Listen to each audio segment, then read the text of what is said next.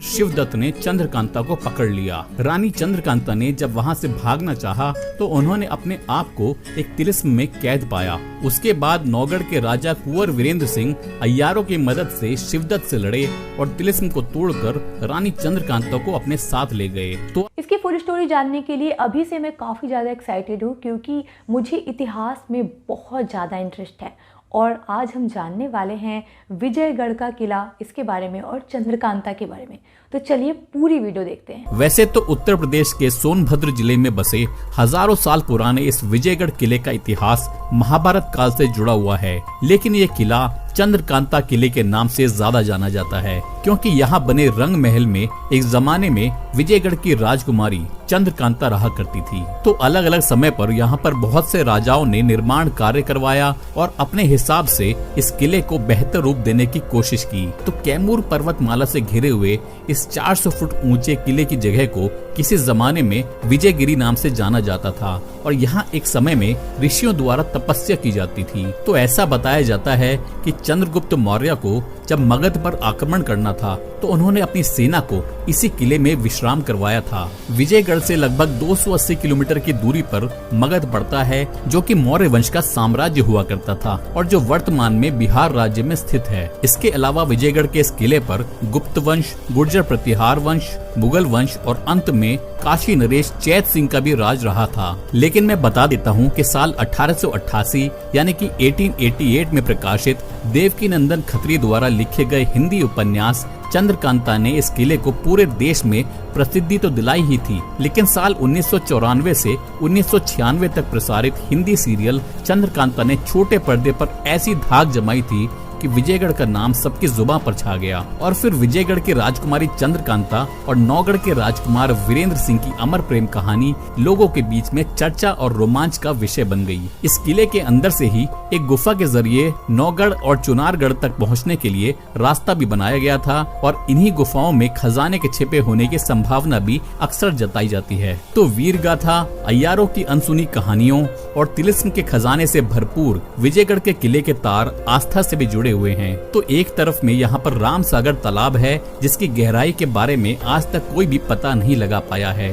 और भीषण गर्मी में भी इसमें कभी भी पानी नहीं सूखता है। श्रावण मास में इस तालाब से कावड़िए जल भरकर शिव द्वार में जलाभिषेक करने जाते हैं और यहाँ हर साल अप्रैल के महीने में एक मेला भी आयोजित किया जाता है। और वहीं दूसरी तरफ में अगर हम देखें तो मुस्लिम समुदाय के लोग यहाँ स्थित मीरान शाह बाबा की मजार पर दूर दूर से चादर चढ़ाने आते हैं। तो विजयगढ़ के इस किले को गंगा जमुनी तहजीब के प्रमाण के रूप में भी देखा जा सकता है। तो विजयगढ़ किला उत्तर प्रदेश राज्य के सोनभद्र जिले में मऊ कला नाम के गांव में स्थित है, जो कि सोनभद्र यानी कि रॉबर्ट्सगंज से 30 किलोमीटर की दूरी पर और बनारस से करीब 110 किलोमीटर की दूरी पर है। ये रास्ता दिखाई दे रहा है और यहीं दूर से अगर आप देखेंगे तो वहाँ पहाड़ी पर विजयगढ़ किला भी नजर आ रहा है। लेकिन जैसे जैसे आप आगे बढ़ेंगे ये रास्ता सकरा होता जाएगा और क्योंकि यहाँ आसपास में पूरा जंगल का इलाका है तो आपको इस प्रकार के रास्ते यहाँ नजर आएंगे। अगर आप गूगल मैप्स पर लोकेशन लगाकर यहाँ पहुँचना चाहते हैं तो मैं बता देता हूँ कि फिलहाल में इसकी मार्किंग थोड़ी सी गलत है और एक जगह जंगल में ऐसी आती है जब आपको मैप्स ये बताएगा कि आप अपनी डेस्टिनेशन पर पहुंच गए हैं, लेकिन आप बिना घबराए आगे चलते रहिएगा और थोड़ी ही देर में आप विजयगढ़ किले की सीढ़ियों के पास पहुंच जाएंगे। तो मैं आपको ये बता देता हूं कि इस किले पर जाने के लिए 400 फुट की खड़ी चढ़ाई है। तो अगर आप बुजुर्ग या बच्चों के साथ यहाँ जाएंगे तो शायद आपको काफी तकलीफ हो सकती है, लेकिन फिर भी अगर आप उनके साथ यहाँ जाना चाहते हैं तो कोशिश करिएगा कि सुबह के समय में जितना जल्दी हो सके आप यहाँ पहुँच जाएं, जिससे कि आपके पास पर्याप्त समय रहे और आप आसानी से ऊपर चढ़कर इस किले को पूरी तरीके से घूम सकें। तो ये जो गेट हमने देखा ये अंदर से कुछ इस तरीके से नजर आता है और आप देखेंगे कि इसके ऊपर में फोर्ट की डिफेंसिव वॉल यानी कि सुरक्षा दीवार का हिस्सा नजर आ रहा है। आइए आपको ये ऊपर चलकर दिखाता हूँ। यहाँ ऊपर चढ़ने के लिए सीढ़ियाँ भी बनी हुई हैं जो कि आपको क्षतिग्रस्त रूप में ही दिखाई देंगी। तो ऐसा मालूम पड़ता है कि यहाँ पर ऊपर में सैनिक खड़े होकर इस किले की निगरानी किया करते थे, क्योंकि यहाँ पर आपको इस प्रकार के छेद भी नजर आएंगे जो कि हमने पहले भी कई किलों में देखे हैं। तो इनसे झांक कर सैनिक दुश्मनों पर हमला कर सकते थे। तो आइए नीचे चलते हैं और बाकी का किला देखते हैं। तो इस किले का अधिकतर हिस्सा आपको खंडहर के रूप में ही नजर आएगा और ये जो सामने में आप कक्ष देख रहे हैं ये शायद किसी जमाने में सैनिकों के रहने का कक्ष हुआ करता था, क्योंकि ये सुरक्षा दीवार से एकदम लग कर बनाया गया है और ये दीवार किले के चारों ओर में आपको नजर आएगी। वो बात अलग है कि काफी जगह से ये टूटी भी हुई है, लेकिन वहाँ से भी आप कैमूर पर्वतमाला के नजारों का मजा तो ले ही सकते हैं। इस दीवार को बनाने के लिए यहीं के पहाड़ी पत्थरों का इस्तेमाल किया गया है, जिससे कि इसकी मजबूती का साफ पता लगता है। तो जैसा कि आपने देखा कि ये पूरा पहाड़ी इलाका है, तो यहाँ अभी भी आपको कहीं कहीं पर इस तरह के चट्टानों के हिस्से दिखाई देंगे और मुझे तो ये देखने में काफी खूबसूरत लग रहे हैं। और एक बात मैं आपको यहाँ पर ये बताना चाहूंगा कि मेरे पास वोडाफोन और एयरटेल के सिम कार्ड हैं और दोनों में ही यहाँ पर बिल्कुल नेटवर्क नहीं था। तो आप जब भी यहाँ पर आए तो आप ये मानकर चलिएगा कि शायद आपको भी यहाँ पर मोबाइल नेटवर्क ना मिल पाए। यहाँ किले में अगर छोटे बड़े सारे तालाब मिला लिए जाएं तो कुल मिलाकर यहाँ पर 7 तालाब बने हुए हैं। इनमें से राम सागर और मीरा सागर तालाब में कभी भी पानी नहीं सूखता है, भले ही यहाँ पर कितनी भी गर्मी क्यों न पड़ जाए। तो ये सामने वाला तालाब जो आप देख रहे हैं, ये है राम सागर तालाब। तो श्रावण के महीने में हर साल श्रद्धालु कांवड़िए यहाँ पर आते हैं और यहाँ से जल लेकर शिव द्वार धाम तक की पवित्र कांवड़ यात्रा करते हैं। किंवदंतियों के अनुसार ऐसा भी बताया जाता है कि पहले जब यहाँ लोग घूमने आते थे तो तालाब से बर्तन निकला करते थे, तो लोग उनमें खाना खाने के बाद उन्हें धोकर इसी तालाब में वापस छोड़ देते थे। और एक विचित्र बात इस तालाब के बारे में ये भी बताई जाती है कि इसकी गहराई कितनी है, इसके बारे में आज तक कोई भी पता नहीं लगा पाया है। तो ऐसा बताया जाता है कि इस किले के निर्माण से पहले ये जगह विजयगिरी पर्वत नाम से जानी जाती थी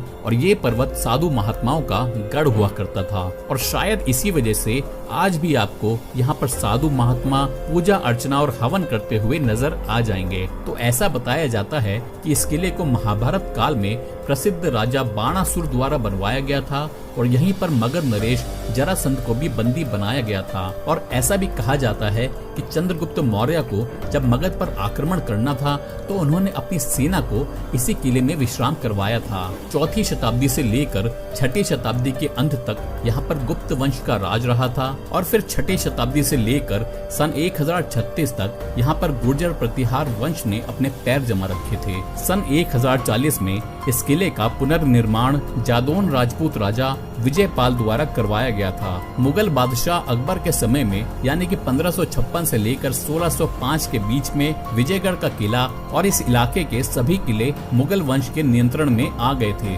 लेकिन बाद में काशी नरेश ने इस पर कब्जा जमा लिया था। विजयगढ़ किले के अंतिम शासक बनारस के राजा चैत सिंह थे और उन्होंने यहाँ पर तब तक शासन किया जब तक अंग्रेज यहाँ तक नहीं पहुँच गए। तो महाभारत काल से लेकर अंग्रेजों की गतिविधियों तक का साक्षी ये विजयगढ़ का किला अपने साथ कई रहस्यों को समेटे हुए है। हर साल अप्रैल के महीने में यहाँ पर एक मेला आयोजित होता है जिसको बोला जाता है उर्स। इस मेले में अलग अलग धर्मों और जातियों के लोग यहाँ पर आते हैं। इस किले में एक गणेश भगवान का प्राचीन मंदिर भी बना हुआ है और यहाँ किले के मेन गेट के पास में ही एक मजार भी है जो कि हजरत मीरान शाह बाबा के मजार के नाम से जानी जाती है, जहाँ दूर दूर से लोग चादर चढ़ाकर मन्नत मांगने आते हैं। तो इस किले से हिंदू और मुस्लिम दोनों ही समुदाय के लोगों की आस्था जुड़ी हुई है, इसलिए इसको गंगा जमुनी तहजीब के प्रमाण के रूप में भी देखा जा सकता है। तो मीरा सागर और राम सागर नाम के जो 2 तालाब मैंने आपको दिखाए, उनके बीच में बना हुआ है महारानी चंद्रकांता का महल, जिसको रंग महल नाम से भी जाना जाता है। तो इस किले के बाकी हिस्सों की तरह ही ये हिस्सा भी आपको खंडहर के रूप में ही दिखाई देगा। यहाँ भी आप देखेंगे कि अंदर में झाड़ियाँ और पेड़ उग गए हैं, जिससे कि ये पता लगता है कि न जाने कितने समय से यहाँ किसी भी तरह की कोई भी देख रेख नहीं की गई है। तो देख रेख के अभाव में ये ऐतिहासिक किला खंडहर के रूप में तब्दील होता जा रहा है। तो अभी जो स्थिति आप यहाँ पर देख रहे हैं, अगर यही स्थिति कुछ और साल यहाँ पर रही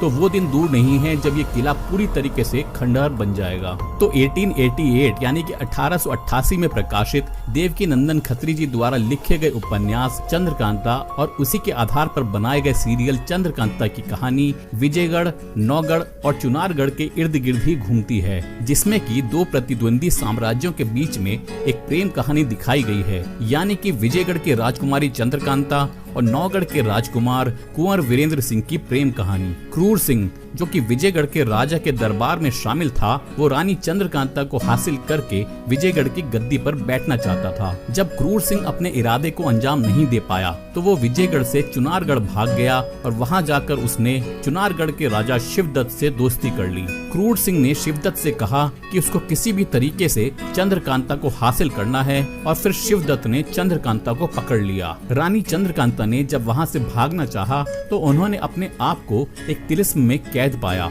उसके बाद नौगढ़ के राजा कुंवर वीरेंद्र सिंह अय्यारों की मदद से शिवदत्त से लड़े और तिलिस्म को तोड़कर रानी चंद्रकांता को अपने साथ ले गए। तो आपकी जानकारी के लिए मैं ये भी बता देता हूँ कि 1994 से लेकर 1996 तक यानी कि 1994 से 1996 तक दूरदर्शन पर प्रसारित होने वाला चंद्रकांता सीरियल आज तक का सबसे बड़ा ब्लॉकबस्टर हिंदी सीरियल्स में से एक है। तो आइए आपको ये रानी चंद्रकांता का महल नजदीक से दिखाता हूँ। तो यहाँ पर आप देखेंगे कि ये पूरा आपको खंडहर ही दिखाई देगा। तो ये गेट्स देखिए आप, इनमें कितनी खूबसूरती से ये आर्चनुमा डिजाइन बनाया गया है और इनके ऊपर में फूलों की भी नक्काशी की गई है। तो यहाँ देखेंगे आपकी दीवारों में खाने बने हुए हैं जिनको कुछ सामान या फिर दीपक रखने के लिए इस्तेमाल में लाया जाता था। तो यहाँ देखिए आपकी पेड़ों की जड़ें भी इस महल की दीवारों में घुस गई हैं। तो यहाँ चारों ही तरफ में ऐसे आर्च वाले गेट्स बनाए गए हैं और इनके पिलर्स पर भी देखिए आप कितनी सुंदर कलाकारी की गई है। तो किसी जमाने में ये पिलर भी सही सलामत रहा होगा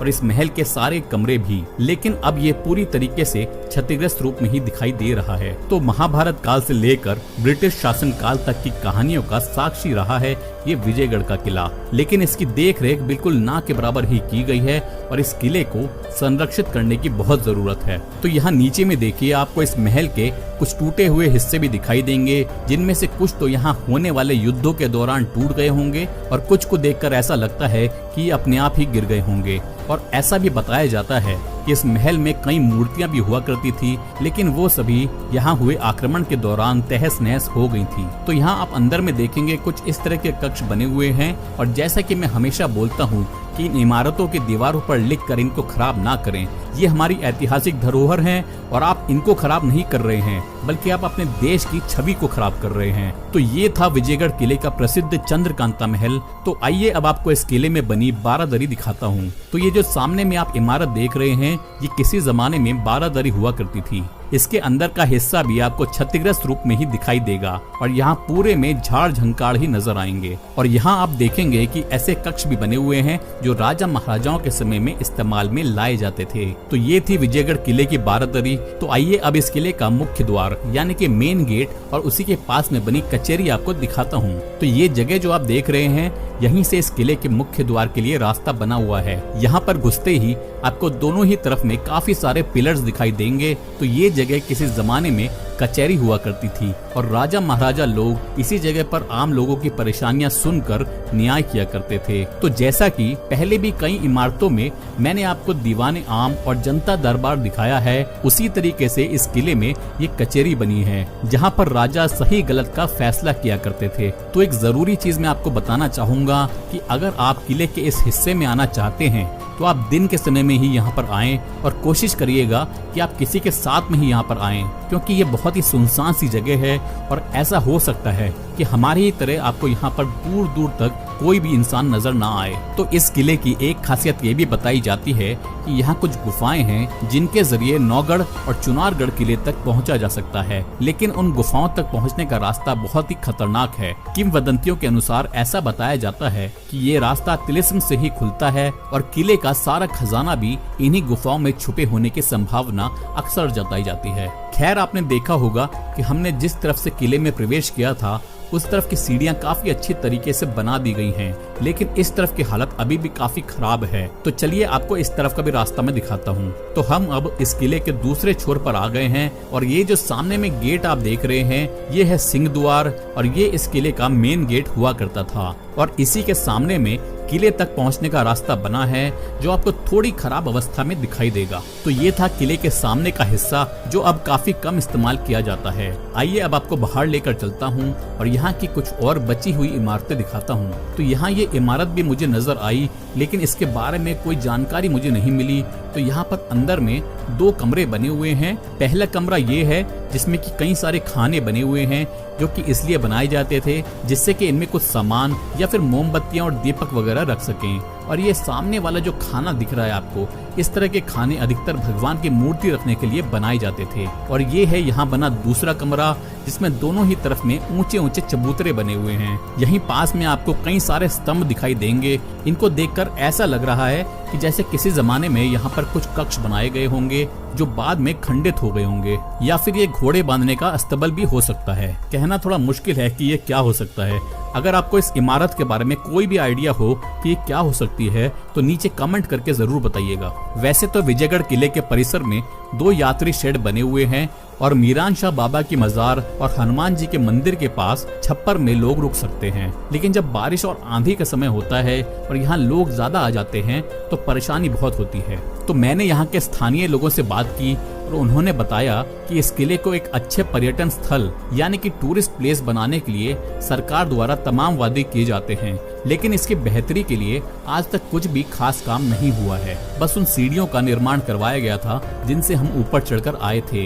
यहाँ किले के परिसर में साफ सफाई की भी बहुत जरूरत है क्योंकि यहाँ पर चारों ही तरफ में आपको ऐसी झाड़ियाँ नजर आएंगी। साथ ही साथ यहाँ थोड़ी ही दूर पर बसे मऊ कला तक की सड़क को बेहतर तरीके से बनाकर पर्यटकों को यहाँ से जोड़ने का प्रयास भी किया जा सकता है। तो अगर इस किले तक पहुँचने के लिए अच्छे रोड्स बना दिए जाएं, बेसिक सुविधाएं जैसे कि टॉयलेट्स और पीने के पानी की व्यवस्था कर दी जाए, ऊपर आने के लिए रोपवे भी बना दिया जाए और यहाँ की देख रेख अच्छे से की जाए तो विजयगढ़ का ये किला सोनभद्र के पर्यटन की काया पलट कर सकता है। क्योंकि लोग ऐसी इमारतों को देखना और इनके इतिहास को समझना चाहते हैं, लेकिन अच्छी सुविधाएं ना होने की वजह से उनका जुड़ाव यहाँ से नहीं हो पाता है। तो ये था सोनभद्र का विजयगढ़ फोर्ट और इससे जुड़ा रोचक इतिहास। तो अगर आप चाहते हैं कि मैं ऐसे ही और ऐतिहासिक इमारतों के वीडियोस आपके लिए बनाऊं तो उस जगह का नाम कमेंट करके जरूर बताइएगा। उम्मीद करता हूं कि आपको मेरा ये वीडियो पसंद आया होगा। अनिरुद्ध सिंह चैनल का मैं बहुत बहुत शुक्रिया कहना चाहूँगी कि सबसे पहले तो उन्होंने ये सारे इतिहास को दिखाया